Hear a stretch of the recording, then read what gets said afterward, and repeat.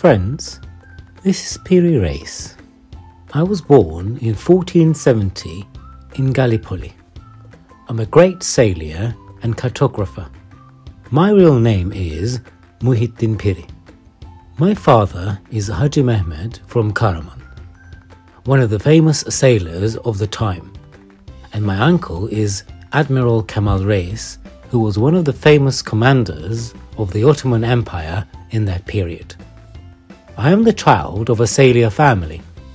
Both my uncle and my father were my stiff-backed heroes with their massive bodies. When they took the helm, they looked just like the mighty commanders in the fairy tales who knocked down the enemy with one move. I always wanted to be like them. Like me, all children born in Gallipoli are lovers of the sea. Once we have opened our eyes to the vast blue, is it possible for us to stay apart from water? As soon as we had our breakfast, if the weather was a little warm, we would end up by the sea immediately. We would swim for hours at the port, look at the giant sails and daydreamed. The gliding of cargo ships to the port, the unloading of cargo carried in huge boxes from the ships, the loading of new ones, the sound of creaking wet woods, always a rush, always a rush. I had big dreams. One day, I was going to be a great sailor too. This was my destiny. I felt it.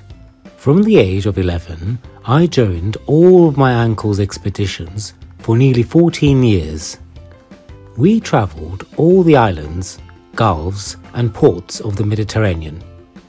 We went to Italy and Spain. When we moved to the persecuted Muslims in Spain to North Africa, I decided that my father and uncle were real heroes. After a while, I even became a captain on a ship in my uncle's navy. Unfortunately, the vast waters took my uncle from us in a sad accident. I also returned to Gallipoli for a while, but I did not stay there. During my stay on land, I prepared a map. This map, which I drew in 1513, went down in history as the first world map. In 1917, I was awarded the rank of Deryabe, that is, naval colonel by the Ottoman ruler Yavuz Sultan Selim. I became the commander of the Ottoman Navy, which was to embark on the Egyptian expedition. By Allah's leave, we conquered Egypt and included in the Ottoman borders. Then I went to Cairo. Here I had the opportunity to study and mapped the Nile River. After the conquest of Alexandria, our Sultan, Yavuz Sultan Selim, wanted to come to Alexandria and meet me personally. When we met, I showed him the map of the world I had drawn. I have won his great appreciation for his work. According to some historians, when Yavuz Sultan Selim saw my map, he said, "How small is the world?" And dividing it into two and showing the piece he was holding, "We will keep the east side," he said. According to some historians, well, for a monarch, it is okay, but little for two monarchs, he said. After the Alexandria victory, I returned to Gallipoli. I focused on my map studies. I took note of my maritime experiences that I had gained until that day, almost every day. I wanted to compile these notes in Gallipoli, but the Sultan of that period, Suleiman the Magnificent, reassigned me to the conquest of Rhodos Island in 1523.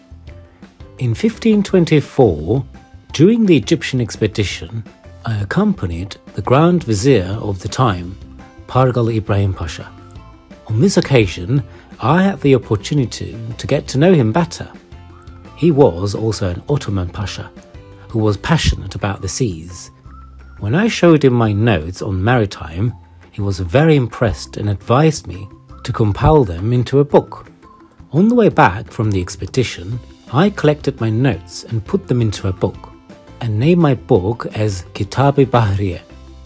There were exactly 220 maps in my book, in 858 pages. 15 years after my first world map, I drew a second world map in 1528. Currently, one of the corner of the upper left part of this map exists. This piece also covers the northern Atlantic Ocean and the newly discovered coasts of North and Central America at that time. This map of mine is considered for ahead of the time it was drawn. It is of great value in terms of both cartography and Turkish science history. Many comments were made about the missing piece of my map. Documentaries were shot. After all, the truth is that, today, America's oldest and most suitable map for its geographical situation is the map I have drawn. I have been at the sea all my life, far from land, in the middle of vast waters. I learned that being one and acting together saves lives.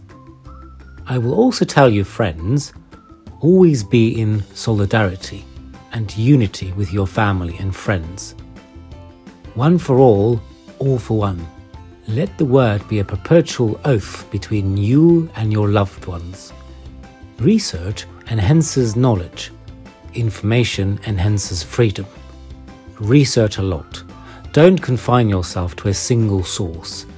Look for information from many sources. Thus, you will have the opportunity to compare the information you have. It also improves your reasoning skills. The world is big, but you are big too. As long as you ask for more, aim for vast horizons.